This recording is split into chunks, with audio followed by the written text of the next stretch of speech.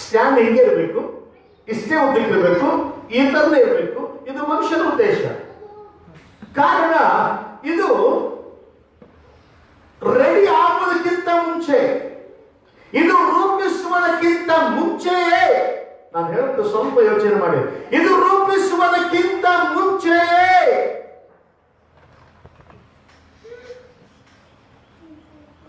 ಈ ಸತ್ಯವೇದ ಈ ಕ್ಲಿಕ್ ಬೇಕು ಅನ್ನೋ ಉದ್ದೇಶದಿಂದ ರೂಪಿಸಲ್ಪಟ್ಟದೆ.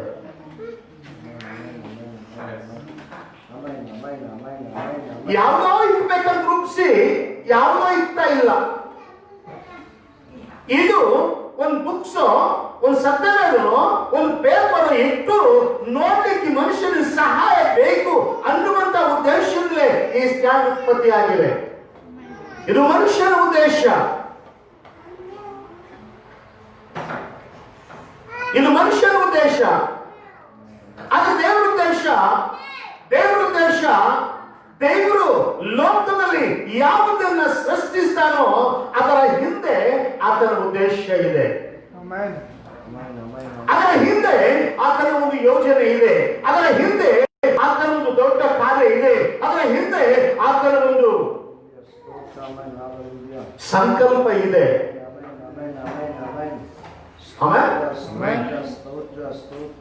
ಮನುಷ್ಯ ತನಗಾಗಿ ಉಂಟಾಗಲಿಲ್ಲ.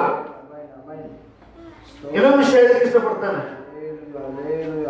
ಆಕಾಶ ದೇವರ ತಯಾರು ಮಾಡಿದ್ದಾನೆ, ಸೂರ್ಯ ಚಂದ್ರ ನಕ್ಷತ್ರ ದೇವರ ತಯಾರು ಮಾಡಿದ್ದಾನೆ, ಭೂಮಿ ದೇವರ ತಯಾರು ಮಾಡಿದ್ದಾನೆ, ಭೂಮಿಯಲ್ಲಿರುವ ಗಿಡ ಮರಗಳು ದೇವರ ತಯಾರು ಮಾಡಿದ್ದಾನೆ, ಜೀವರಾಶಿಗಳ ದೇವರ ತಯಾರು ಮಾಡಿದ್ದಾನೆ.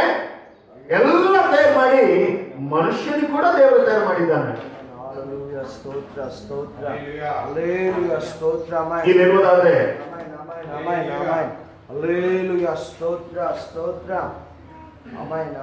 ದೇವರು ಸೃಷ್ಟಿ ಮಾಡಿದ ಒಂದು ಕಡೆ ಇದ್ರೆ ಮನುಷ್ಯನ ಸೃಷ್ಟಿ ಇನ್ನೊಂದು ಕಡೆ ಇದೆ. ನಾನು ಹೇಳೋದು ಸ್ವಲ್ಪ ಗಮನ ಇಟ್ಟು ಆಲೋಚನೆ ಮಾಡಿ. ದೇವರು ಸೃಷ್ಟಿ ಮಾಡಿದ ಒಂದು ಕಡೆ ಇದೆ, ಮನುಷ್ಯನ ಸೃಷ್ಟಿ ಇನ್ನೊಂದು ಕಡೆ ಇದೆ. ಆಮೇಲೆ ಮನುಷ್ಯನ ಸೃಷ್ಟಿ ಮಾಡಿದ್ದು ಮನುಷ್ಯನಿಗೆ ಅವಶ್ಯಕತೆ ಇದ್ದಾಗ ಮನುಷ್ಯನು ಹುಡುಕ್ತಾನೆ. ಎಲ್ಲಿದ್ರು ಗೊತ್ತಾಗಿಲ್ಲ. ಈ ಸ್ಟ್ಯಾಂಡ್ ಮನುಷ್ಯ ರೆಡಿ ಮಾಡಿದ್ದಾನೆ. ಇದ್ರ ಅವಶ್ಯಕತೆ ಬಂದಾಗಲೇ ಮನುಷ್ಯ ಸ್ಟ್ಯಾಂಡ್ ಹುಡುಕ್ತಾನೆ. ಸ್ಟ್ಯಾಂಡ್ ಇಟ್ಟಿರಲ್ಲ, ಎಲ್ಲಿದೆ? ಮೈಕ್ ಉಂಟು ಮಾಡಿದ್ದಾನೆ. ಮೈಕಿನ ಅವಶ್ಯಕತೆ ಇದ್ದಾಗ ಮೈಕ್ ಹುಡುಕ್ತಾನೆ. ಅವಶ್ಯಕತೆ ಇದ್ರೆ ಮೈಕ್ ಹುಡುಕಲ್ಲ. ಒಂದು ಚೇರ್ ಉಂಟು ಮಾಡಿದ್ದಾನೆ. ಚೇರ್ ಮನುಷ್ಯನಿಗೆ ಅವಶ್ಯ ಇದ್ದಾಗ ಮನುಷ್ಯನಿಗೆ ಚೇರ್ ಹುಡುಕ್ತಾನೆ.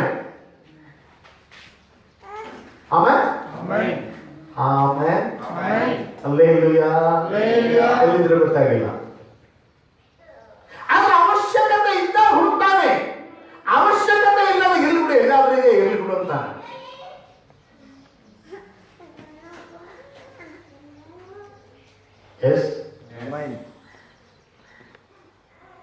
ಯಾವಾಗ ಮನುಷ್ಯನಿಗೆ ಯಾವ ಸಮಯದಲ್ಲಿ ಯಾವುದು ಮನುಷ್ಯನಿಗೆ ಅವಶ್ಯವೋ ಆವಾಗಲೇ ಅದನ್ನು ನೋಡ್ತಾನೆ. ಒಂದು ಟಾರ್ಚ್ ರೆಡಿ ಮಾಡಿದ್ದಾನೆ. ಟಾರ್ಚ್ ಹಗಲದ್ದು ಯಾರು ಹುಡುಕಲ್ಲ. ಟಾರ್ಚಿನ ಅವಶ್ಯಕತೆ ರಾತ್ರಿನೇ. ರಾತ್ರಿ ಆದಾಗಲೇ ಟಾರ್ಚ್ ಹುಡುಕ್ಲಿಕ್ಕೆ ಸಾಧ್ಯ. ಹಾಗಾಗಿ ಯಾರೋ ಟಾರ್ಚ್ ಅಲ್ಲಿ ಬೇಕಾಗಿದೆ ಅಂತ ಯಾರು ಕೇಳ್ತಾರ? ಯಾರು ಕೇಳಲ್ಲ. ಯಾಕಂದ್ರೆ ಅದರ ಅವಶ್ಯಕತೆ ಇಲ್ಲ. ಆದ್ರೆ ದೇವರು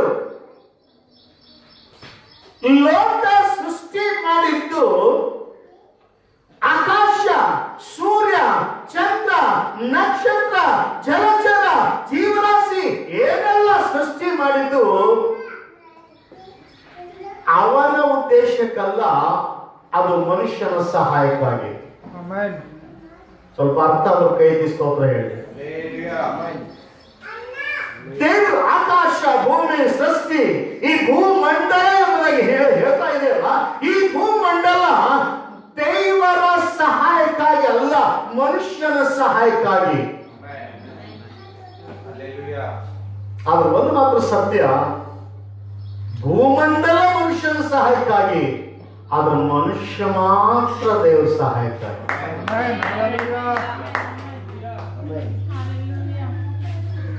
ಭೂಮಂಡಲ ಮನುಷ್ಯನ ಸಹಾಯಕ್ಕಾಗಿ, ಆದ್ರೆ ಮನುಷ್ಯ ದೇವರ ಸಹಾಯಕ್ಕಾಗಿ.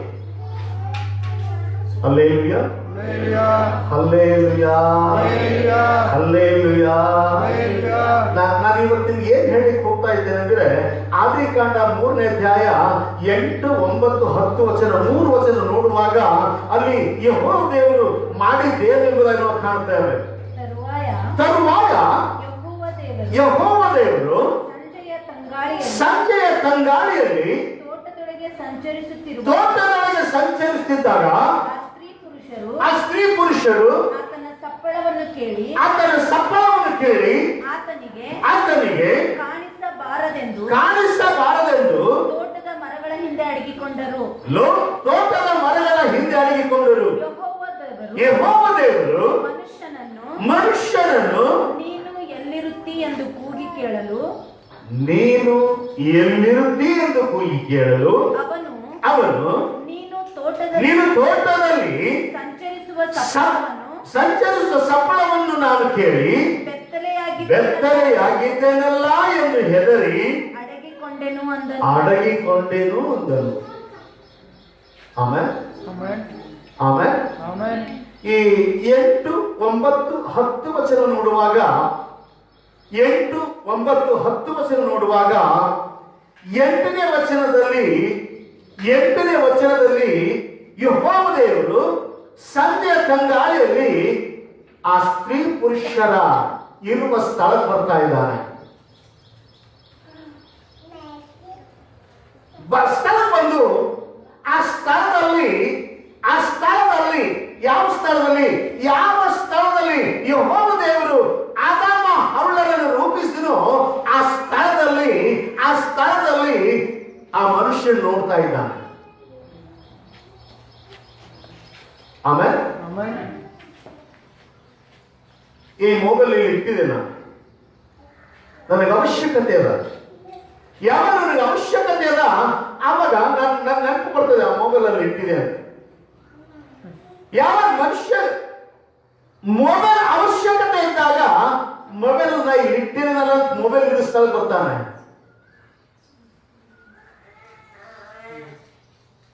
ಮೊಬೈಲ್ ಅಲ್ಲಿ ಇಲ್ಲ ಅಂದ್ರ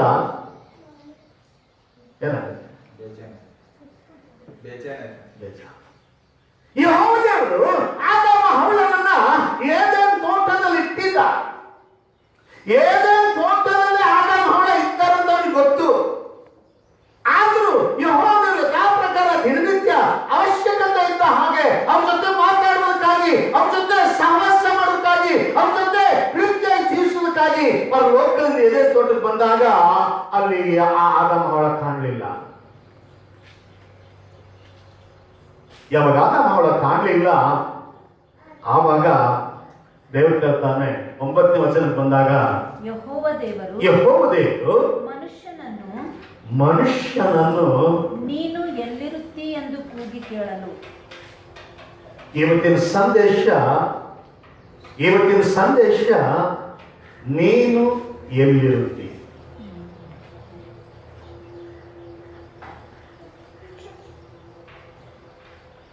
ನೀನು ಎಲ್ಲಿರ್ತಿ? ಇದ್ರ ಹಿಂದೆ ಅನೇಕ ಉದ್ದೇಶ ಇದೆ. ಅಲೋ, ನಿಮಗಿರುವ ಸಂತತಿ, ನಿಮಗಿರುವ ಮಕ್ಕಳು ನಿಮ್ ಕಣ್ಣೆದುರು ಇಲ್ಲ ಅಂದ್ರ ತಕ್ಷಣ ನೋಡ್ತೀರಿ. ಎದಕ್ಕೆ ನೋಡು ಮಗು, ನಿಮಗಿರುವ ವಸ್ತು ನಿಮ್ಮ ಹತ್ರ ಇಲ್ಲ ಅಂದ್ರೆ ಎಲ್ಲಿದೆ ನೋಡು. ಇಲ್ಲದಿರುವಾಗ ಮನುಷ್ಯ ಹುಡುಕಲು ಪ್ರಾರಂಭ ಮಾಡ್ತಾನೆ. ಆದ್ರೆ ಇಲ್ಲಿ ನೋಡಿದಾಗ ಆತನ ಹೇಳ್ತಾನೆ, ನೀನು ಎಲ್ಲಿರುತ್ತಿ? ನೀನ್ ಎಲ್ಲಿರ್ತಿ? ನೀನ್ ಎಲ್ಲಿರ್ತಿ? ಈ ಕೂಗಿ ಕರೆಯುವ ಉದ್ದೇಶ ತೋಟದಲ್ಲಿ ಬಂದು ಹುಡುಕಾಡಿ ಅವರನ್ನು ಕರೆದುಕೊಳ್ಳುವ ಉದ್ದೇಶ, ಅದರ ಹಿಂದೆ ದೊಡ್ಡ ಒಂದು ಯೋಜನೆ ಇದೆ. ಅದರ ಹಿಂದೆ ದೇವರ ಒಂದು ದೊಡ್ಡ ಸಂಕಲ್ಪ ಇದೆ. ನಾನು ಬೈಬಲ್ ಓದುವಾಗ ನನಗೆ ಕಂಡಿದ್ದು, ಬೈಬಲ್ ಓದೋದು ನನಗೆ ಕಂಡಿದ್ದು, ಅಲೋ ಮನುಷ್ಯ ರೂಪಿಸಲ್ಪಟ್ಟಾದ್ಮೇಲೆ ಅವನಿಗೆ ಮಣ್ಣಿನ ಮಡಿಕೆ ಪ್ರಕಾರ ಮಾಡಿ ರೂಪ ಕೊಟ್ಟು ಜೀವ ಕೊಟ್ಟು ಏದೇನ್ ತೋಟದಲ್ಲಿ ಅನೇಕ ದಿನಗಳ ಕಾಲ ಇಟ್ಟಿರಬಹುದು. ರೂಪಿಸಲ್ಪಟ್ಟಾದ್ಮೇಲೆ ಬೈಬಲ್ ಅಲ್ಲಿ ನಾನು ನೋಡಿದ ಪ್ರಕಾರ ಒಂದು ದಿವಸ ಆದರೂ ನನ್ನ ದೇವರನ್ನು ರೂಪ ಕೊಟ್ಟಿದ್ದಾನೆ, ಆತನು ಎಲ್ಲಿದ್ದಾನೆ ಅಂತ ಪರಲೋಕದ ಕಡೆ ಮುಖ ತಿರುಗಿ ಆತನ ಕೂಗಿದ ಎಲ್ಲೂ ಇಲ್ಲ.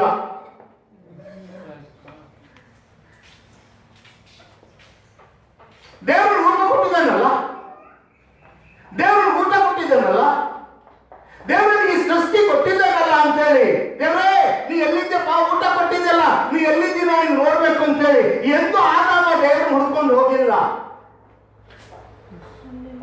ಹೋಗಿಲ್ಲ.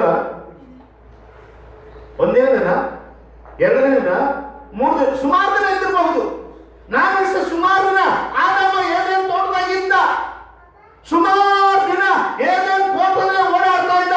ಆದರೆ ದೇವರು ದೇವರು ದೇವರು ದಿನ ದಿನ ದಿನ ದಿನ ತಂಗಾಳಿಯಲ್ಲಿ ಬಂದು ಅವನ ಜೊತೆ ಮಾತಾಡ್ತಾ ಇದ್ದ. ಅರ್ಥ ಆಗಿಲ್ಲ ನಿಮಗೆ? ಪರಲೋಕದಲ್ಲಿರುವ ಯೆಹೋವ ದೇವರೇ ಆದಾಮನ ಹತ್ರ ಬಂದು ಹುಡುಕ್ತಾ ಇದ್ದಾನೆ, ಪ್ರೀತಿ ಮಾಡ್ತಾ ಇದ್ದಾನೆ, ಕರೀತಾ ಇದ್ದಾನೆ, ಕೇಳ್ತಾ ಇದ್ದಾನೆ, ಅಪ್ಕೊಳ್ತಾ ಇದ್ದಾನೆ, ಬೇಕಾದ ಸಹಾಯ ಒದಗಿಸ್ತಾ ಇದ್ದಾನೆ. ಆದ್ರೆ ಆದಾಮ ಎಂದಾದ್ರೂ ದೇವರೇ ನನ್ನ ಉಂಟು ಮಾಡಿದೆಲ್ಲ ನಿನಗೆ ಸ್ತೋತ್ರ ಅಂತ ಹೇಳಿ ದೇವರ ಆರಾಧನೆಗೋಸ್ಕರ ಹೋಗ್ಲಿಲ್ಲ. ಎಲ್ಲಿದ್ದೀರ ಗೊತ್ತಾಗಿಲ್ಲ.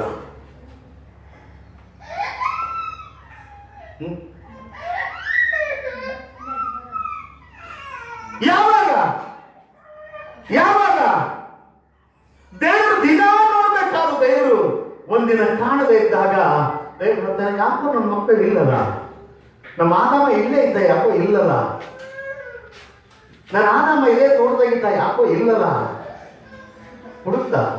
ಹುಡುಕ್ತಾ ಎಲ್ಲಿ ಸಿಗ್ತಾ ಇಲ್ಲ. ಆ ದಿನಸ್ಥಳ ಎಲ್ಲ ತಿರುಗಾಡಿ ನೋಡಬಹುದು, ಇಲ್ಲದ ಪಕ್ಷದಲ್ಲಿ ದೇವರು ಕೇಳ್ತಾ ಇದ್ದಾನೆ, ಆದಾಮನೇ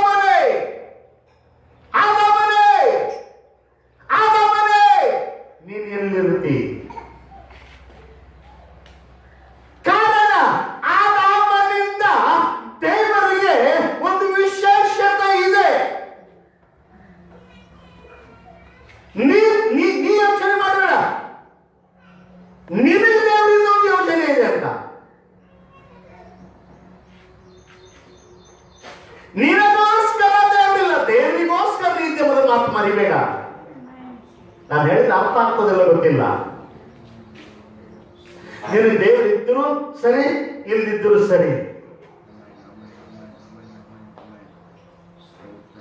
ನೀ ಜಪ ಮಾಡಿದ್ರು ಸರಿ, ಮಾಡದಿದ್ರು ಸರಿ, ನೀ ಆರಾಧನೆ ಮಾಡಿದ್ರು ಸರಿ, ಮಾಡದಿದ್ರು ಸರಿ, ನೀನು ನಡೀತದೆ. ಆದ್ರೆ ಯಾವ ದೇವರು ನೀನು ಜೀವ ಕೊಟ್ಟಿದ್ದಾನಲ್ಲ, ಆ ದೇವರು ಮಾತ್ರ ನೀನು ನೋಡದೇ ಇರ್ಲಿಕ್ಕಾಗಲ್ಲ. ಆ ದೇವರು ಮಾತ್ರ ನಿನ್ ಜೊತೆ ಇರುವುದಕ್ಕೆ ಎಷ್ಟೋ ಕಾತುರತೆ ಪಡ್ತಾ ಇದ್ದಾನೆ. ಒಂದು ಯೋಚನೆ ಮಾಡಿ, ಈ ಸಂದೇಶ ನಿಮ್ಗೆ ಸಣ್ಣ ಅನ್ಸ್ಬೋದು, ಆದ್ರೆ ಸ್ವಲ್ಪ ಕುಂತು ಡೀಪ್ ಆಗಿ ಯೋಚನೆ ಮಾಡಿದ್ರೆ ನಿಮ್ಗೆ ಗೊತ್ತಾಗ್ತದೆ. ಅದು ಮಹಿಮಾ ಸ್ವರೂಪನಾದ ದೇವರು ಪರಲೋಕ ಸಿಂಹಾಸನದಲ್ಲಿ ಆಸೀನನಾಗಿರ್ಬೇಕಾದರೆ ಅವನ ಸುತ್ತಲೂ 4 ಮಂದಿ ಶರಾಫಿಯರು, ಅವನ ಸುತ್ತಲೂ 24 ಮಂದಿ ಹಿರಿಯರು, ಅವನ ಸುತ್ತಲೂ ಕೋಟಿ ದೇವದೂತ ಗಣಗಳು ಆತನನ್ನು ಕಾಯ್ತಾ ಇರ್ತಾರೆ, ಆತನ ಆರಾಧಿಸ್ತಾ ಇರ್ತಾರೆ, ಆತನ ಘನಪಡಿಸ್ತಾ ಇರ್ತಾರೆ, ಆತನ ಕೊಂಡಾಡ್ತಾ ಇರ್ತಾರೆ. ಆತನ ಮುಂದೆ ರೆಕ್ಕೆಯನ್ನು ಬಡಿತಾ ಸ್ತೋತ್ರ, ಮಹಿಮೆ, ಪ್ರಭಾವ, ಜಯ ನಮ್ಮ ತಂದೆ ದೇವರಿಗೆ ಉಂಟು ಅದನ್ನೇ ಆರಾಧನೆ ಮಾಡ್ತಾ ಇರ್ತಾರೆ. ಆದರೆ ಆ ದೇವರು ಕೋಟಿ ಆ ಕೋಟಿ ದೇವದೂತರು ಆರಾಧನೆ ಮಾಡುವುದನ್ನ ಮರೆತು ಏನೇನ್ ತೋಟದಾಗಿರುವಂತ ಈ ಮನುಷ್ಯ ಮನುಷ್ಯನ ಹುಡ್ಕೊಂಡು ಬರ್ತಾ ಇದ್ದಾನಲ್ಲ.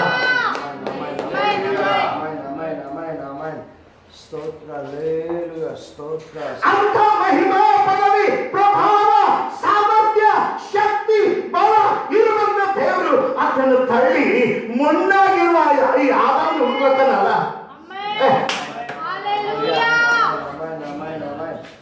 ಏನು ಇಲ್ಲದಿರುವಂತ ಧೂಳಿಯಾಗಿರುವಂತ ಕೆಲಸಕ್ಕೆ ಬರ್ತಿರುವಂತ ನಿನ್ನನ್ನು ಹುಡುಕ್ತಾ ಇದ್ದಾನಲ್ಲ. ಆದಾಮನೇ ನೀ ಎಲ್ಲಿದ್ದಿ? ಆದಾಮನೇ ಅವಳ ನೀ ಎಲ್ಲಿದ್ದಿ? ಸ್ವಲ್ಪ ಯೋಚನೆ ಮಾಡಲ್ಲ, ಒಂದ್ 2 ನಿಮಿಷ ಯೋಚನೆ ಮಾಡಿ. ಪ್ರಭಾವ ಸಾಮರ್ಥ್ಯ ಅದ್ಭುತವಾದ ಜೀವನ. ಹಲೋ,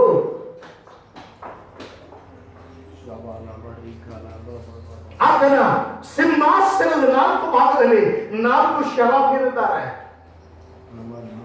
4 ಶರಾಫಿರಿಗೆ 6 ರೆಕ್ಕೆಗಳವೆ. 2 ರೆಕ್ಕೆ ಇಂದ ತಮ್ಮ ಮುಖಗಳನ್ನು ಮುಚ್ಚಿಕೊಂಡಿದ್ದಾರೆ. 2 ರೆಕ್ಕೆಯಿಂದ ಕಾಲನ್ನು ಮುಚ್ಚಿಕೊಂಡಿದ್ದಾರೆ.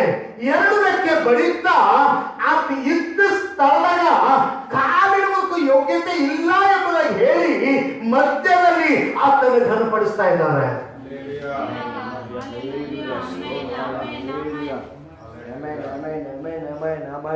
ಆದ್ರೆ ಬಾಜಿರುವಂತ ಶವಾಬಿಯನ್ನು ಆತ ನೋಡಲಿಲ್ಲ. ದೇವದೂತರು ನೋಡಲಿಲ್ಲ, ಪ್ರಧಾನ ದೂತರು ನೋಡಲಿಲ್ಲ. ಎಲ್ಲೋ ಏನೇನು ಮಾಡುವಾಗ ಮಣ್ಣಲ್ಲಿರುವ ಒಂದು ಸಣ್ಣ ಹುಳ ಹುಡ್ಕೊಂಡು ಬರ್ತಾ ಇದ್ದಾನಲ್ಲ.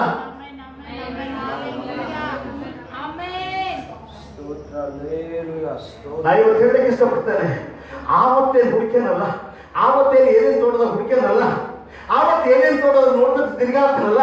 ನಮ್ಮ ಆದಾಮ ಎಲ್ಲಿ, ನನ್ನ ಆದಾಮ ಎಲ್ಲಿ, ನನ್ನ ಹವಳ ಎಲ್ಲಿ, ನನ್ನ ಹವಳ ಎಲ್ಲಿ ಹುಡುಕ್ತಾ ಇದ್ದಾನಲ್ಲ. ಇವತ್ತು ಕೂಡ ಅದೇ ಯೆಹೋವ ದೇವರನ್ನು ಹುಡುಕ್ತಾ ಇದ್ದಾನೆ. ನೀವು ಎಲ್ಲಿದ್ದಿ? ಅಲ್ಲಿ ಅವ್ರು ಹೇಳ್ತಾರೆ ಎಲ್ಲಿದ್ದಿ ಅಂದ್ರ, ಸ್ವಾಮಿ ನೀನು ಬರ ಸಪ್ಪಳವನ್ನು ಕೇಳಿ, ನೀನು ಬರ ಸಪ್ಪಳವನ್ನು ಕೇಳಿ ನಾವು ಮರದ ಬುಡದಲ್ಲಿ ಹಾಕೊಂಡಿದ್ದೇವೆ. ಎಲ್ಲ ಹಾಕೊಂಡಿದ್ದಾರೆ?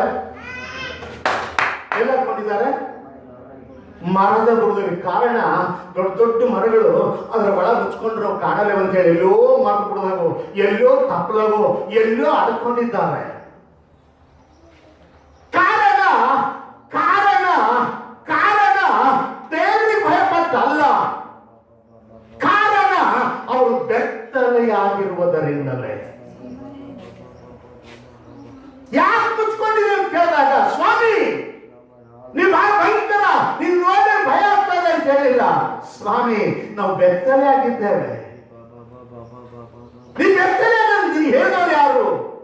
ಬೆತ್ತಲೆ ಆಗಿರೋದು ಹೇಳಿದ್ರು ಯಾರು ಇಲ್ಲ. ನೀನು ಕೊಟ್ಟಿದ್ರಲ್ಲ ನಿನ್ ಹವಳ, ಆಕೆ ತಂದು ಹಣ್ಣು ಕೊಟ್ಟಳು, ನಾನು ಬೆತ್ತಲೆ ಆದೆ. ಹವಳ ಕೇಳಿದ, ಹವಳ ನೀನ್ ಮಾಡ್ದಿ? ನಾನೇನ್ ತಿನ್ಲಿಲ್ಲ, ನೀನು ಈ ತೋಟದಲ್ಲಿ ಇಟ್ಟಿದ್ದೀರ ಸರ್ಪ, ಆ ಸರ್ಪ ತಂದು ಕೊಟ್ಟು ನಾನು ತಿಂದೆ. ವಾಕ್ಯ ಹೇಳ್ತದೆ,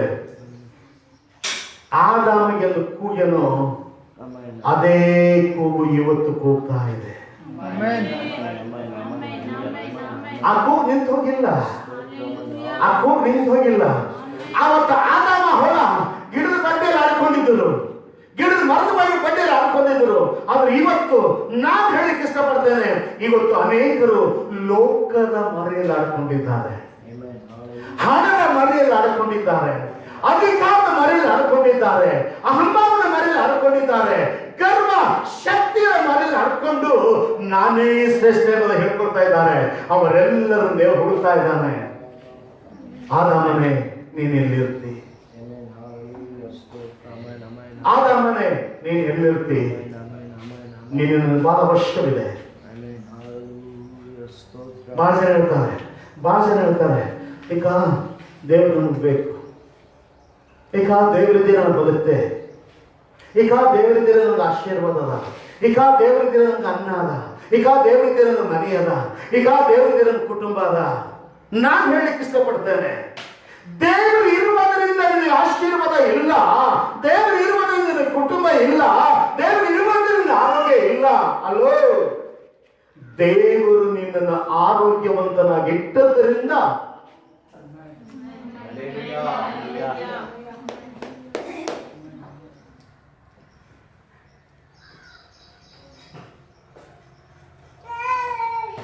ಆರೋಗ್ಯ ಇರೋದ್ರಿಂದ ದೇವರಿಲ್ಲ, ದೇವರು ಇರುವುದರಿಂದ ಆರೋಗ್ಯ ಇದೆ.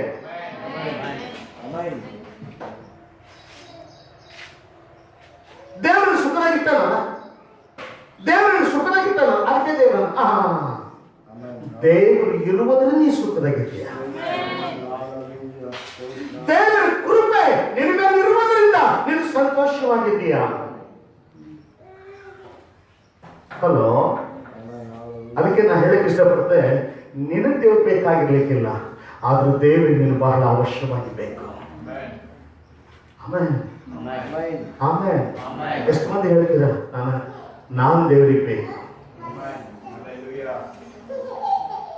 ದೇವ್ರು ನಿನಗೆ ಬೇಕಾ? ಬಹಳ ಜನ ಉಲ್ಟಾ ಮಾಡಿದ್ದಾರೆ. ನನ್ನ ಮನೆಯಿಂದ ದೇವ್ರು ತೋರಿಸ್ತಾ ಇದ್ದಾರೆ. ಜನ ಅನೇಕ ಈ ಸತ್ಯವೇದ ಸಂದೇಶ ಮಾಡಿ ಕೂಡ ಹೇಳ್ತಾ ಇದ್ದಾರೆ. ಏನಂತ ಗೊತ್ತಾ, ಈಗ ನೀವು ದೇವ್ರಿಗೆ ಜಪ ಮಾಡ್ರಿ, ದೇವ್ರಿಗೆ ಆಶೀರ್ವಾದ ಮಾಡ್ತಾನೆ. ದೇವ್ರಿಗೆ ಜಪ ಮಾಡ್ರಿ, ದೇವ್ರಿಗೆ ಸುಖದಾಗ ಇರ್ತಾನೆ. ದೇವರಿಗೆ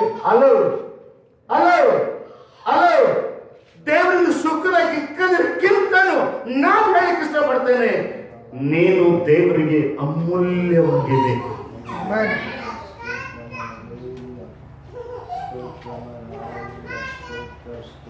ನೀನು ದೇವರಿಗೆ ಅಮೂಲ್ಯವಾಗಿ ಬೇಕು.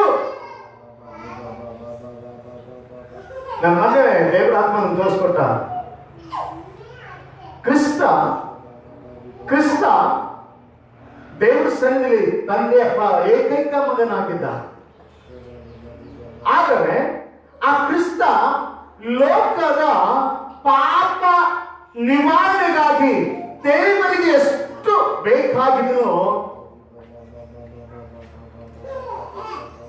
ಅದೇ ವಿಷಯದಲ್ಲಿ ಅದಕ್ಕಿಂತ ಮಿಗಿಲಾಗಿ ದೇವರು ನಿನ್ನನ್ನ ಆ ಪರಲೋಕದ ತಂದೆಯಾದ ದೇವರ ಪ್ರಭಾವ, ಮಹಿಮೆ, ಪ್ರಸನ್ನತೆ, ಬಲ, ಸಾಮರ್ಥ್ಯ ನೀನು ಲೋಕ ಕೊಡುವುದಕ್ಕಾಗಿ ಬೇಕು ಎಂಬುದಾಗಿ ನನ್ನ ಪ್ರೀತಿ ಮಾಡ್ತಾ ಇದ್ದಾನೆ. ಒಬ್ಬ ಕ್ರಿಸ್ತನ ಮೂಲಕ ಲೋಕದ ಪಾಪ ನಿವಾರಣೆ ಯಾವ ತರ ಆಗ್ತದೋ ಅದೇ ತರ ಒಬ್ಬ ನಂಬಿಗಸ್ತನ ಮೂಲಕ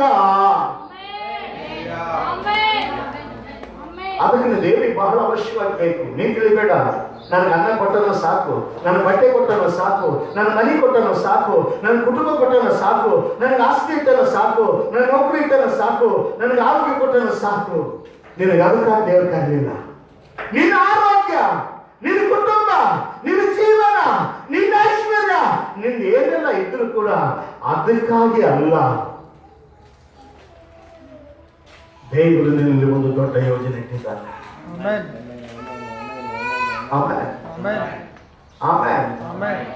ಸ್ವಲ್ಪ ನಾವು ಮುಂದೆ ಹೋಗೋಣ. ದೇವರು ಯಾವಾಗ ಆದಮ ಹವಳ ಉಂಟಾದ್ರೂ ಬೆಳೀತಾ ಹೋದ ಹಾಗೆಲ್ಲ ಆ ಹವಳನ ಸಂತತಿ ಕಾಯನ ಅವನ ಸಂತತಿ ಮುಂದೆ ಬೆಳೀತಾ ಬಂದಾಗೆಲ್ಲ ದಿನ ದಿನ ದಿನ ಪಾಪ ಬೆಳೀತಾ ಬಂತು. ಲೋಕದ ಪ್ರತಿಯೊಂದು ಕಡೆ ಪಾಪ ತುಂಬಿಕೊಂಡಿತ್ತು. ಜನ ಹೆಚ್ಚಾಯ್ತು. ಜನ ಎಷ್ಟು ಹೆಚ್ಚಾಯ್ತು ಅಷ್ಟೇ ಪಾಪ ಕೂಡ ಹೆಚ್ಚಾಯಿತು. ಆಮೇಲೆ ಇದ್ದೀವಿ. ಜನ ಎಷ್ಟು ಹೆಚ್ಚಾಯ್ತು ಪಾಪ ಕೂಡ ಅಷ್ಟೇ ಅಭಿವೃದ್ಧಿ ಆಯ್ತು. ಅವಾಗ ದೇವ್ರು ಹೇಳ್ತಾನ, ಈ ಮನುಷ್ಯರು ಒಬ್ಬರು ರೀತಿ ಒಂದು ಸಮ್ಮತ ಇಲ್ಲಲ್ಲ, ಅದಕ್ಕ ಇದ್ರ ಯಾರಿಗಾದ್ರೂ ಒಬ್ಬರಿಗೆ ಹುಡುಕ್ಬೇಕು, ಯಾರಿಗಾದ್ರೂ ಒಬ್ಬರಿಗೆ ಕಾಣಬೇಕು, ಯಾರಿಗಾದ್ರೂ ಒಬ್ಬರಿಗೆ ನನ್ನ ಪರವಾಗಿ ಇಟ್ಕೊಳ್ಬೇಕು, ನನ್ನ ಪರವಾಗಿ ಆರಿಸ್ಕೊಂಡು ಒಂದು ದೊಡ್ಡ ಕಾರ್ಯ ಮಾಡ್ಬೇಕು ಅಂತೇಳಿ ಭೂಲೋಕ ಇಣಿಕೆ ನೋಡ್ತಾ ಇದ್ದ. ಯಾರು ನೀತಿವಂತರು ಸಿಗ್ಲಿಲ್ಲ. ಬೈಬಲ್ ಹೇಳ್ತದೆ ಭೂಲೋಕದಲ್ಲಿ ನೀತಿವಂತರು ಒಬ್ಬರೂ ಇಲ್ಲ. ಆದರೆ ನಂಬಿಗಸ್ತನ ಒಬ್ಬ ವ್ಯಕ್ತಿ ಇದ್ದಾನೆ, ಅವನು ನೋಹ. ನಂಬಿಗಸ್ತನ ಒಬ್ಬ ವ್ಯಕ್ತಿ ಇದ್ದಾನೆ, ಅವನು ನೋಹ. ದೇವರು ನೋಹನ್ನ ನೋಡಿದ, ನೋಹನ್ನ ನೋಹನ ಕರೆದ. ಈ ಸಂದೇಶ ಇಲ್ಲಿಗೆ ಮುಕ್ತಾಯ ಇಲ್ಲ. ಈ ಸಂದೇಶ ಪ್ರಕಟಣೆವರೆಗೆ ಹೋಗ್ತಾ ಇದೆ. ನೋಹನ ದೇವರು ಕರೆದ. ದೇವ್ರ ವಾಕ್ಯ ಹೇಳ್ತದೆ ಏನಂತ?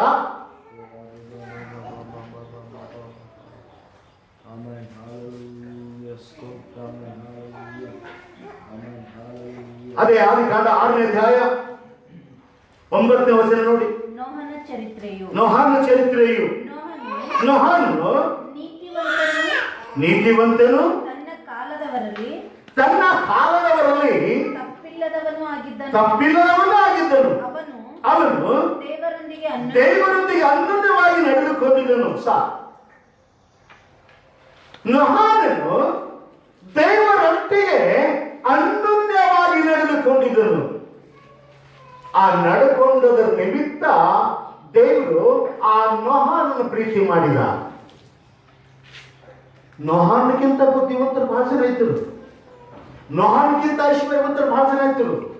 ನೋಹನ್ಗಿಂತ ವಾಕ್ಚಾತುರ್ಯ ಮಾಡೋರು ಬಹಳ ಜನ ಇದ್ದರು. ಆದ್ರೆ ದೇವರನ್ನು ಆರಿಸಲಿಲ್ಲ. ನಂಬಿಗಸ್ತನಾದ ನೀತಿವಂತನಾದ ನೋಹನ್ ದೇವರ ಆಸ್ದ. ಎಲ್ಲಿಗರು ಗೊತ್ತಾಗಿಲ್ಲ. ದೇವರು ನೋಹನ ಆರಿಸ್ಕೊಂಡ. ದೇವರು ನೋಹನ ಆರಿಸ್ಕೊಂಡು ನಂಬಿಗಸ್ತನಾಗಿರುವುದರಿಂದ ಆರಿಸಲ್ಪಟ್ಟ. ನಂಬಿಗಸ್ತನಾಗಿರುವುದನ್ನು ದೇವರು ಹೇಳಿದ ಕಾರ್ಯ ಪರಿಪೂರ್ಣ ಮಾಡಿದ. ದೇವರು ಹಾಗೆ ನೋಹ ನೀವನ್ನಾರು ಕಟ್ಟು. ಸ್ವಲ್ಪ ಯೋಚನೆ ಮಾಡಿ. ನೋಹ ನೀವನ್ನಾರು ಕಟ್ಟು. ಯಾರಿಗೋಸ್ಕರ? ನನಗೋಸ್ಕರ. ನೋಹ ನೀತಿವಂತನಾಗಿರುವುದರಿಂದ ದೇವರು ನೋಹನಿಗೆ ಹೇಳ್ತಾರೆ, ನೋಹ ಒಂದು ನಾವೆ ಕಟ್ಟು, ಅದು ನನಗೋಸ್ಕರ.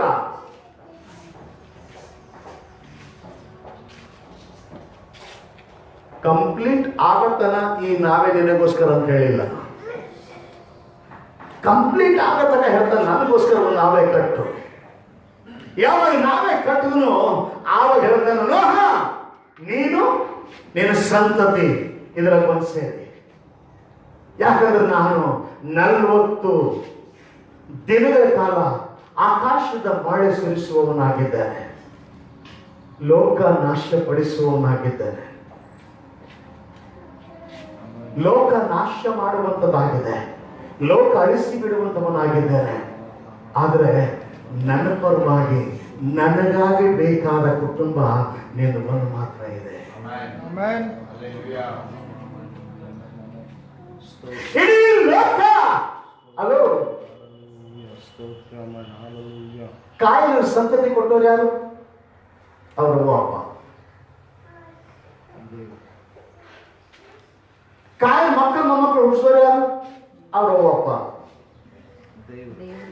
ದೇವರೇ ಕೊಟ್ಟ. ಆದ್ರೆ ಆ ಕೊಟ್ಟದರಲ್ಲಿ ನೀತಿವಂತರು ನೋಡ್ತಾ ಇದ್ದಾನೆ. ಆ ಇಟ್ಟದರಲ್ಲಿ ನೀತಿವಂತರು ನೋಡ್ತಾ ಇದ್ದಾನೆ. ಸಂತತಿ ಬೆಳೀತು. ಆದ್ರೆ ಒಂದು ದೇವ್ರ ಸಂಕಲ್ಪ ಮುಗಿಲಿಲ್ಲ. ದೇವ್ರ ಉದ್ದೇಶ ಮುಗಿಲಿಲ್ಲ. ಅದಕ್ಕೆ ದೇವ್ರು ನೋಹನಿಗೆ ಆಸೆ ಹೇಳ್ತಾರೆ, ನೋಹ ಒಂದು ನಾವೆ ಕಟ್ಟು. ಆ ನಾವೆಯಲ್ಲಿ ನೀನು, ನಿನ್ನ ಮಕ್ಕಳು, ನಿನ್ನ ಸ್ವಸ್ಥರು ಬಂದು ಸೇರಿ.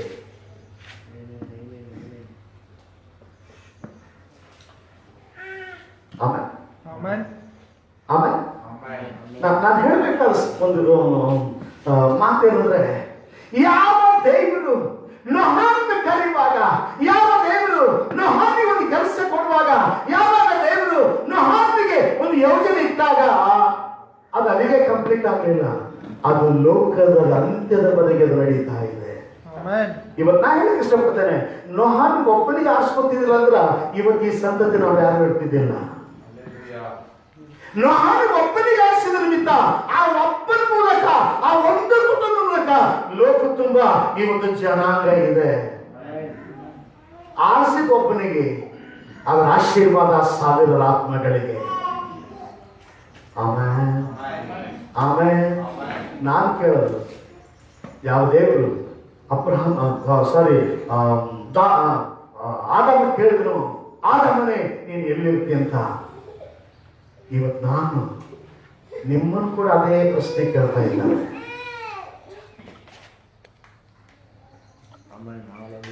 ನೋಹನ ಕರೆದ ದೇವರು, ಅಬ್ರಹಾಮನ ಕರೆದ ದೇವರು, ಯಾಕೋಬನ ಕರೆದ ದೇವರು ಇವತ್ತು ನಿನ್ನನ್ನು ಕೂಡ ಕರೀತಾ ಇದ್ದಾನೆ. ಯಾತಕ್ಕಾಗಿ? ನೋಹ ಬಂದ ಅವನ ಮನೆ ಕಟ್ಕೊಳಕ್ ಬಂದ, ದೇವ್ರ ಮನೆ ಕಟ್ಲಕ್ ಬಂದ. ನೋಹ ಅವನ ಮನೆ ಕಟ್ಕೊಳಕ್ ಬಂದ, ದೇವ್ರ ಮನೆ ಕಟ್ಲಕ್ ಬಂದ.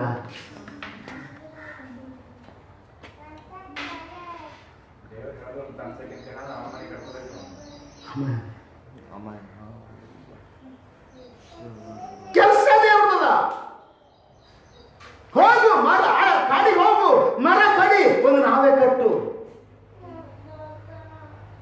ಹಲೋ, ನಾನು ಸ್ವಲ್ಪ ಒಳಗೆ ಹೋದಾಗ ನಾ ಕೇಳ್ದೆ, ಆಗಿನ ಕಾಲದಲ್ಲಿ ಮನೆ ಇದ್ದಿಲ್ಲ, ನೋಹನ ಮನೆ ಇದ್ದಿಲ್ಲ, ನೋಹನ ಮನೆ ಇದ್ದಿಲ್ಲ, ಇದ್ಯಾಕ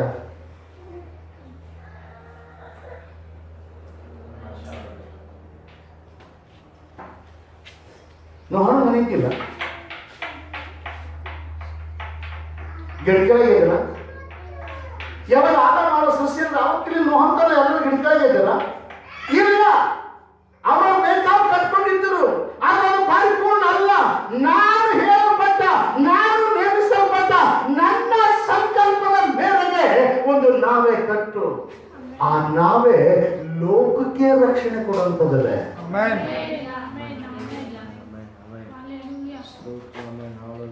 ನಾವೇ ಕಟ್ಟುದ, ನಾವೇ ಕಟ್ಟೋರ್ಗೆ ಅವ್ನ ಮೈಂಡ್ನಾಗ ಬರಲಿಲ್ಲ, ಅದನ್ನ ಅನುಸರಕ್ಕಂತ ಹೇಳಿ ದೇವ್ರು ಹೇಳಿದ ಕೆಲಸ ಕಂಪ್ಲೀಟ್ ಮಾಡ್ದ.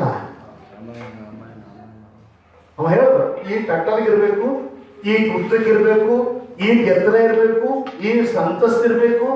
ಹೌದಾ? ನೀ ಹೆಂಗೆ ಹೇಳಿ ಅಂತ ಕಟ್ಟದ ಕಟ್ಲಕ್ಕದ ಕಟ್ಟಬರಿ ಕೂಡ ನೀವು ಯೋಚನೆ ಬರಲಿಲ್ಲ ನಂದು ಅಂತ ಹೇಳಿ. ಯಾವಾಗ 40 ದಿನಗಳ ಕಾಲ ಮಳೆ ಪ್ರಾರಂಭವಾಯಿತು, ಆವಾಗ ಅವನಿಗೆ ಗೊತ್ತಾಯ್ತು, ಈ 120 ವರ್ಷ ನಾ ದುಡಿದಿದ್ದು ನನಗೋಸ್ಕರ ಅಂಬೋದು. ದೇವರು ನಿಮ್ಮನ್ನು ಕರೀತಾ ಇದ್ದಾನೆ, ದೇವರು ಹುಡುಕ್ತಾ ಇದ್ದಾನೆ, ದೇವರು ಪ್ರೀತಿ ಮಾಡ್ತಾ ಇದ್ದಾನೆ. ಆತನ ಸಂಕಲ್ಪ ಇದೆ, ಆದ್ರೆ ಒಳ್ಳೆತನ ನಿಂದೆ ಇದೆ. ದೇವರಿಗೆ ನಾ ಏನು ಮಾಡಲಿ, ದೇವರಿಗೆ ನಾ ಮಾಡಿದ್ರೆ ಸಿಗ್ತದ, ಬೇಕಾಗಿಲ್ಲ. ಅದು ದೇವ್ರ ಸಂಕಲ್ಪ ಮಾಡು, ಅದು ನಿನಗೋಸ್ಕರ ಇದೆ. Hallelujah, hallelujah. ನೀವು ಎಷ್ಟು ಜನ ವಿಶ್ವಾಸ ಮಾಡ್ತೀರಾ? ದೇವರು ನನ್ನ ಕರೀತಾನ. ನಾ ಒಂದೇ ಶಬ್ದ ಹೇಳಕ್ಕೆ ಇಷ್ಟಪಡ್ತೇನೆ, ದೇವರು ನನ್ನ ಕರೀತಾನ. ಆದಾಮನೇ ನೀನು ಎಲ್ಲಿರ್ತಿ? ಆದಾಮನೇ ನೀನು ಎಲ್ಲಿರ್ತಿ ಎಂಬ ಶಬ್ದ ತೆಗೆದು ನಿನ್ನ ಹೆಸರು ಇಟ್ಕೊಂಡು ಹೇಳು, ಎಲ್ಲಿರ್ತಿ? ನಿನಗೆ ಗೊತ್ತಿರಲಿ ನೀ ಎಲ್ಲಿದ್ದಿ ಎಂಬುದು. ದೇವ್ರ ಸಂಕಲ್ಪದ ಒಳಗಿದ್ದೀಯಾ? ದೇವ್ರ ಸಂಕಲ್ಪದ ಹೊರಗಿದ್ದೀಯಾ? ದೇವ್ರ ಉದ್ದೇಶದ ಒಳಗಿದ್ದೀಯಾ? ದೇವ್ರ ಉದ್ದೇಶದ ಹೊರಗಿದ್ದೀಯಾ? ಅಲ್ಲೋ, ನಿನಗೆ ಗೊತ್ತಿರಲಿ, ಒಂದು ದಿವಸ ಜಲಪ್ರಳಯ ಇದೆ, ಒಂದು ದಿವಸ ನಾಶನ ಇದೆ. ನಿನ್ನ ಕಲ್ಯತನಂದ್ರ ಆ ಜಲಪ್ರಳಯದಿಂದ ರಕ್ಷಿಸುವುದಕ್ಕಾಗಿ, ನಿನ್ನ ಕಲ್ಯತನಂದ್ರ ಆ ಮರಣದಿಂದ ರಪ್ಪಿಸುವುದಕ್ಕಾಗಿ, ಆ ಮರಣದಿಂದ ಬಿಡಿಸುವುದಕ್ಕಾಗಿ ದೇವರನ್ನು ಕರೀತಾ ಇದ್ದಾನೆ.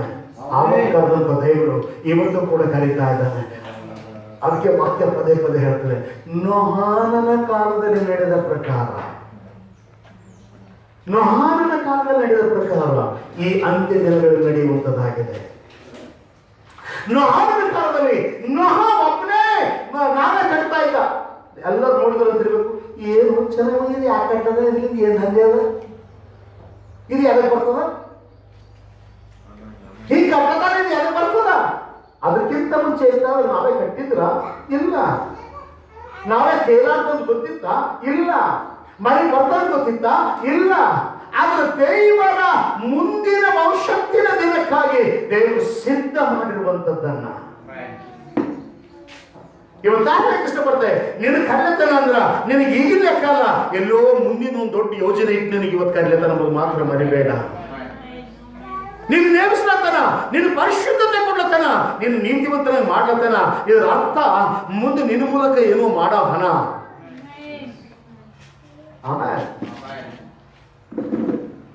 ಅಲ್ಲೇಲೂಯಾ.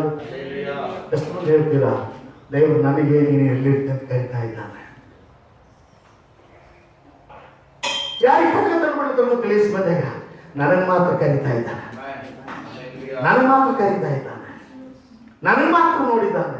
ಕಾರಣ ನನ್ನ ಮೂಲಕ ದೊಡ್ಡ ಜನಾಂಗ ಮಾಡ್ಬೇಕಂತ ಆತನ ಉದ್ದೇಶ, ನನ್ನ ಮೂಲಕ ರಕ್ಷಣೆ ಕೊಡ್ಬೇಕಂತ ಆತನ ಉದ್ದೇಶ, ನನ್ನ ಮೂಲಕ ಆತನ ಚಿತ್ತ ಪರಿಪೂರ್ಣ ಮಾಡ್ಬೇಕಂತ ಉದ್ದೇಶ. ಈ ಅಂತ್ಯ ದಿನಗಳಲ್ಲಿ ಆವತ್ತು ಅನ್ನೋಹಾನಿ ಬಂದಂತ ಪರಿಸ್ಥಿತಿಯಲ್ಲಿ ಇವತ್ತು ನಾವು ಕೊನೆ ಗಳಿಗೆಲಿದ್ದೇವೆ. ಅದರ ಮಧ್ಯೆ ನಿಮ್ಮನ್ನು ಕರೀತಾ ಇದ್ದಾನೆ. ಆಮೇಲೆ ಎಷ್ಟು ಮಂದಿ ಸಿದ್ಧರಾಗಿದ್ದೀರಾ? ಇದ್ದೀರಾ? ಸಿದ್ಧ ಇದ್ದೀರಾ? ಸಿದ್ಧ ಇದ್ದೀರಾ?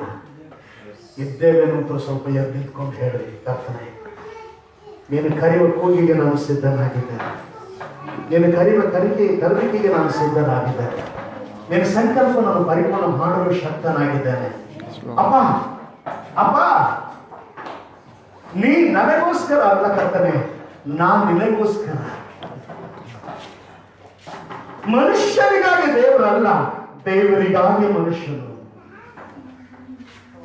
ಮನುಷ್ಯರಿಗಾಗಿ ದೇವರ ಪ್ರಭಾವ ಅಲ್ಲ, ದೇವರ ಮಹಿಮೆಗಾಗಿ, ದೇವರ ಚಿತ್ತಕ್ಕಾಗಿ, ದೇವರ ಸಂಕಲ್ಪಕ್ಕಾಗಿ, ದೇವರ ಯೋಜನೆಗಾಗಿ, ದೇವರ ಉದ್ದೇಶಕ್ಕಾಗಿ ಲೋಕದಲ್ಲಿ ಏನು ನಡೀತದೋ ಅದೆಲ್ಲವೂ ದೇವರ ಸಂಕಲ್ಪಕ್ಕಾಗಿದೆ ಎಂಬುದನ್ನು ನೀನು ಮರಿಬೇಡ. Praise God, hallelujah. ಒಂದು ನಿಮಿಷ ಕಣ್ಣುಗಳನ್ನು ಮುಚ್ಚಿಕೊಳ್ಳಿ, ನಿಮ್ಮನ್ನು ಧ್ಯಾನ ಮಾಡಿಕೊಳ್ಳಿ. ಕರ್ತನೇ, ನೀನು ನನ್ನ ಕರೆದಿದ್ಯಾ? ನೋಹನನ್ನು ಕರೆದ ದೇವರೇ ನನ್ನನ್ನು ಕರೆದಿದ್ಯಾ? ಆದಾಮನನ್ನು ಕರೆದ ದೇವರೇ ನನ್ನನ್ನು ಕರೀತಾ ಇದೆಯಾ? Praise God, praise God, praise God, praise God, praise God, praise God, praise God, praise God, praise God, praise God, praise God, praise God, praise God, praise God, praise God, praise God. ದೇವರೇ ನಿನಗೆ ಮಹಿಮೆಯಪ್ಪ, ಯೇಸುವೇ ನಿನಗೆ ಮಹಿಮೆಯಪ್ಪ, ತಂದೆಯೇ ನಿನಗೆ ಮಹಿಮೆಯಪ್ಪ, ಪರಿಶುದ್ಧಾತ್ಮನೇ ನಿನಗೆ ಮಹಿಮೆಯಪ್ಪ. Hallelujah. ಈ ಬೆಳಗಿನ ಜಾವದ ಜೀವಿತಕ್ಕಾಗಿ, ಈ ಬೆಳಗಿನ ವಾಕ್ಯದ ಭಾಗಕ್ಕಾಗಿ, ಈ ಬೆಳಗಿನ ನಿನ್ನ ಪ್ರಸನ್ನತೆಗಾಗಿ, ಈ ಬೆಳಗಿನ ಅಪ್ಪ ಅಲೋಕದ ವಾಗ್ದಾನಕ್ಕಾಗಿ ನಾವು ಪ್ರಾರ್ಥಿಸ್ತೇವೆ ಸ್ವಾಮಿ. Glory be worship, glory be worship, glory be worship, glory be worship, glory be worship, glory be worship, glory be worship, glory be worship, glory be worship. ಎಲ್ಲ ಮಹಿಮೆ ಬೆಲೆ ಮಾತ್ರ ಸಲ್ಲಿಸ್ತಾರೆ.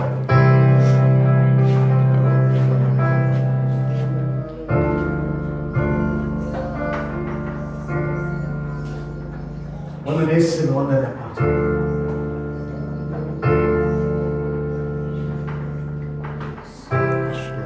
ಎಲ್ಲ ನಿನ್ನಯ ಕೃಪೆ ಅಲ್ಲದೆ ಬೇರೇನಿಲ್ಲ.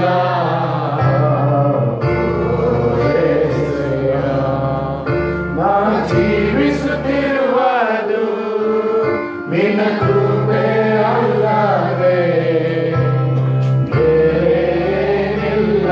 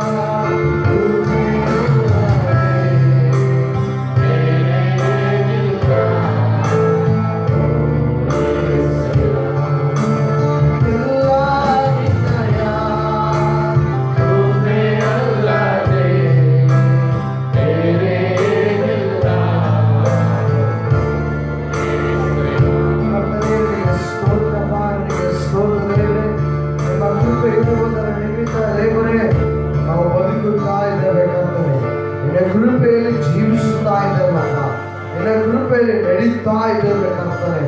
ಅಯ್ಯ, ನೀವು ನಮ್ಮೊಟ್ಟಿಗಿರುವುದಕ್ಕಾಗಿ ಸ್ತೋತ್ರ. ನೀವು ನಮ್ಮನ್ನು ಬಲಪಡಿಸಿದಕ್ಕಾಗಿ ಸ್ತೋತ್ರ ಕರ್ತನೆ. ವಾಕ್ಯಗಳಿಂದ ದೇವರೇ, ಅಯ್ಯ ದೇವರೇ, ನೀವು ನಮ್ಮನ್ನು ಬಿಡಲಿಲ್ಲ ಕರ್ತ ದೇವರೇ. ನೀವು ನಮ್ಮನ್ನು ಪೋಷಣೆ ಮಾಡಿದಕ್ಕಾಗಿ ನಿನಗೆ ಸ್ತೋತ್ರ. ಅಪ್ಪ, ಬರುವ ದಿನವೆಲ್ಲ ದೇವರೇ, ಅಯ್ಯ ಕರ್ತನೆ, ಇನ್ನೂ ಹೆಚ್ಚಾಗಿ ದೇವರೇ, ಇನ್ನು ಬಲವಾಗಿ ದೇವರು ನಮ್ಮನ್ನು ನಡೆಸುವೆಂದು ಪ್ರಾರ್ಥಿಸ್ತೇವೆ.